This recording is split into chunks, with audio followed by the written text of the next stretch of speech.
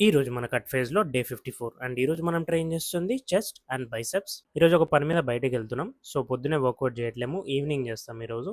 So, పొద్దున్నే breakfast finish చేసుకొని బయటికెళ్ళిపోయినాం. And ఆ పని కంప్లీట్ చేసుకొని నాకు రిటర్న్ అయిపోయే వరకు ఆఫ్టర్‌నూన్ అయిపోయిందనమాట.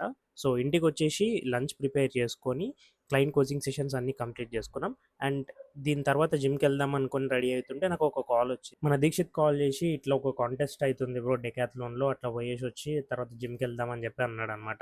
సో, అందుకని ఫస్ట్ అక్కడికెళ్ళిపోయినాం. నేను పర్సనల్లీ ఎప్పుడు ఇట్లా పార్టిసిపేట్ చేయలేదు. పబ్లిక్ ఏమనుకుంటారో అది ఇది అని ఉంటది కదా! సో, అది బ్రేక్ చేయడానికి అని చెప్పి నేను పార్టిసిపేట్ చేసిన. 50 సెకండ్స్‌లో సేమ్ టెంపో మెయింటైన్ చేస్తూ ఎయిదర్ క్రంచెస్ ఆర్ పుషప్స్ కొట్టొచ్చు. నేను పుషప్స్ కొట్టినా.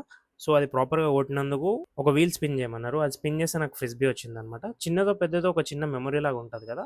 సో, అది తీసుకొని ఈ ఎనర్జీ డ్రింక్ ఏదో నేను ఇంతకుముందు చూసుండే అనమాట. సో, అదొకసారి ట్రై చేద్దాం అనుకున్నాం.